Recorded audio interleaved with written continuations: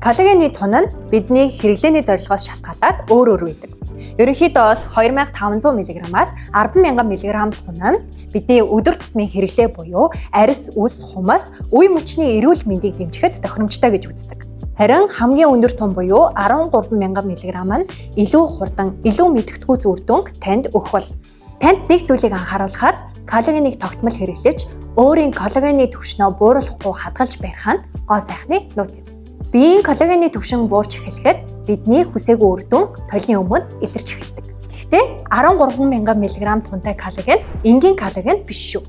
Ерөөсөө коллаген нь дэлхийд өдөр тутамд 3.5 сая хүн хэрэглэдэг 6 клиникийн судалгаатай 4-7 хоногийн турш тогтмол хэрэглэснээр арьсны уян хатан байдлыг илт мэдгэдэггүй сайжруулж 8-7 хоногийн дараа хүн үрчлээ багасгадаг гэдг нь тогтоогдсон. Тиймээс Германы гидрожуулсан коллагеныг хэрэглэж дадах нь таны хамгийн зөв сонголт байх бол.